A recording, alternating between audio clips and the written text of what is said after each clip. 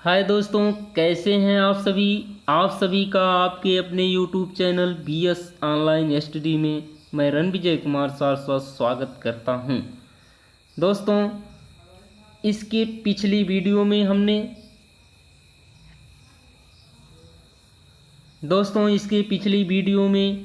हमने तार सप्तक, दूसरे तार सप्तक, तीसरे तार सप्तक और चौथे तार सप्तक के अंतर्गत आने वाले 28 कवियों के विषय में पढ़ा। अब हम उन्हीं तार सप्तक से एक एक कवियों के विषय में उनके जीवन परिचय और उनके रचनाओं कृतियों पर प्रकाश डालेंगे। तो गजानन माधव मुक्ति बोध, आज का टॉपिक हमारा है गजानन माधव मुक्ति बोध। अब गजानन माधव मुक्ति बोध ये तार सप्तक के कवि हैं। ये कैसे कवि हैं? ये अज्ञे द्वारा संपादित तार सप्तक के प्रमुख कवि हैं। तो आइए देखते हैं गजानन माधव मुक्ति बोध। तो गजानन माधव मुक्ति बोध का जन्म 13 नवंबर 1917 ईस्वी को और इनकी मृत्यु कब होती है? इनकी मृत्यु 1964 ईस्वी दिल्ली में हुआ। इनका जन्म स्थान है श्योरपुर ग्वालियर, जो कि MP कहे तो मध्य प्रदेश राज्य में पड़ता है। गजानन माधव मुक्ति बोध के विषय में कहा गया है कि ये खबरों का कवि, ये कैसे हैं? ये खबरों का कवि कहे जाते हैं और भयानक कवि भी इन्हें कहा जाता है। इनके कुछ काव्य संग्रह हैं, जो इनके 2 काव्य संग्रह हैं। कितने हैं? 2 काव्य संग्रह हैं। पहला काव्य संग्रह का नाम है चांद का मुंह टेढ़ा 1964 ईस्वी। दूसरा है भूरी भूरी खाक धूल 1980 ईस्वी। अब देखिए इनकी कविताएं कौन कौन सी हैं, ये देखिए।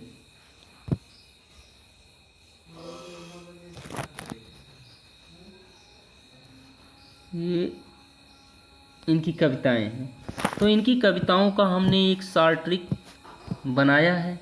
ब्रह्म अंधेरे में सहर्ष गुनाह का अंत भूल गया। तो ब्रह्म का मतलब है ब्रह्म राक्षस। अंधेरे में सहर्ष स्वीकार है। गुनाह माने भूल गलती। गुनाह का गुहांधकार। अंतःकरण का आयन। ये इनकी क्या है? काव्य कृतियाँ हैं। अब देखिए इन्होंने कुछ आलोचनात्मक कृतियाँ भी लिखी हैं। तो इनकी आलोचनात्मक कृति है कामायनी एक पुनर्विचार। क्या है? कामायनी एक पुनर्विचार। भारतीय साहित्य और संस्कृति, नई कविता का आत्मसंघर्ष और अन्य निबंध, नए साहित्य का सौंदर्य। कहानी संग्रह इनका क्या है? तो कहानी संग्रह इनके 2 विपात्र, सतह से उठता हुआ आदमी। क्या है? विपात्र, सतह से उठता हुआ आदमी। फिर देखिए इनकी कहानियाँ हैं। तो कहानियाँ कौन कौन सी हैं? नई जिंदगी, काट का सपना, जलना, पंछी और दीमक। ये इनकी क्या है? कहानियाँ हैं। अंधेरे में इनकी जो कविता संग्रह है, यह अंधेरे में एक लंबी कविता है। कैसी कविता है? एक लंबी कविता है। विभिन्न आलोचकों ने विभिन्न दृष्टिकोण से देखा है, जो निम्न है। अब अंधेरे में कविता को लेकर विभिन्न आलोचकों ने अपनी आलोचना व्यक्त की है, जिसमें पहले आलोचक हैं शमशेर बहादुर सिंह। शमशेर बहादुर सिंह कहते हैं कि अंधेरे में कविता देश के आधुनिक जन इतिहास का स्वतंत्रता पूर्व और पाश्चात्य एक दहकता इस्पाती दस्तावेज है। इसमें अजब और अद्भुत रूप से व्यक्ति और जन का एकीकरण है। अब देखिए अंधेरे में कविता के प्रति रामविलास शर्मा जी कहते हैं, क्या कहते हैं? रामविलास शर्मा कहते हैं कि अपराध भावना, कैसी भावना? अपराध भावना का अनुसंधान है। अपराध भावना का अनुसंधान है। अनुसंधान का मतलब खोज। अनुसंधान का अर्थ क्या होगा? खोज से है। आरक्षित जीवन की कविता है। नामवर सिंह जी कहते हैं, इसके संबंध में नामवर सिंह कहते हैं,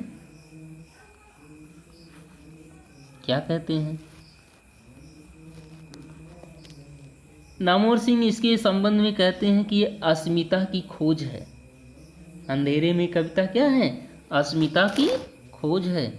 इंद्रनाथ कहते हैं कि आत्म संशोधन का अनुसंधान है। अंधेरे में कविता क्या है? आत्म संशोधन का अनुसंधान है। अनुसंधान माने अभी हमने बताया खोज है। फिर देखिए निर्मला जैन कहती हैं कि अंधेरे में कविता अंतःस्थल का विप्लव है। अंतःस्थल का क्या है? विप्लव है। और अंधेरे में कविता को प्रभाकर माचवे लावा कहते हैं। ठीक है। अब नेक्स्ट आलोचक हैं राम स्वरूप चतुर्वेदी। अब देखिए राम स्वरूप चतुर्वेदी क्या कहते हैं अंधेरे में कविता के विषय में। तो राम स्वरूप चतुर्वेदी कहते हैं अंधेरे में लंबे खंडों की समस्या है। समाज के उत्थान पतन आंदोलन के बीच अपनी रचना के प्रेरक तत्वों का अभिज्ञान रचना कैसे बाहर से अंदर आती है। फिर अगले कवि हैं, इसके संबंध में बताया गया है कि अंधेरे में कविता का प्रकाशन कल्पना पत्रिका में 1964 ईस्वी में प्रकाशित हुआ, जो हैदराबाद से प्रकाशित होती थी। और यह किस नाम से प्रकाशित होती थी? शंका के द्वीप। किस नाम से? आशंका के द्वीप नाम से यह कल्पना पत्रिका में प्रकाशित होती थी। फिर देखिए अगले आलोचक हैं राम स्वरूप चतुर्वेदी जी। तो राम स्वरूप चतुर्वेदी क्या कहते हैं? राम स्वरूप चतुर्वेदी कहते हैं कि मुक्ति बोध का पहला काव्य संकलन चांद का मुंह टेढ़ा है। यह एक बड़े कलाकार की स्केच बुक लगता है। मुक्ति बोध के संबंध में यह कहा गया है कि इनके कविताओं में प्रयोगवाद और प्रगतिवाद का रासायनिक मिश्रण है। वे एक ही साथ प्रयोगवादी भी हैं और प्रगतिवादी भी। प्रयोगवाद का प्रखर बौद्धिक व्यक्तिवाद और मानसिक प्रत्याघात का चित्रण उन्हें पसंद न था। प्रगतिवादी ढर्रे पर मार्क्सवादी सिद्धांतों की अव्यक्ति संकीर्णता मानते थे। मुक्तिबोध के संबंध में कहा गया है कि मुक्तिबोध अपने काव्य में फैंटेसी कहे तो फैंटेसी का अर्थ हुआ मतलब था जादुई कला से। तो इन्होंने अपनी कविता में किसका प्रयोग किया? अपने काव्यों में जादुई कला अर्थात फैंटेसी का प्रयोग किया है। तो दोस्तों इस तरह आपने देखा कि गजानन माधव मुक्तिबोध का जीवन परिचय और उनकी कृतियों के संबंध में तो यदि वीडियो आप सभी को पसंद आई हो तो वीडियो को लाइक, शेयर और सब्सक्राइब करें तथा घंटी वाली बटन को अवश्य दबाएं, जिससे कि वीडियो की नोटिफिकेशन आप सभी को मिलती रहे। जय हिंद, जय भारत, वंदे मातरम।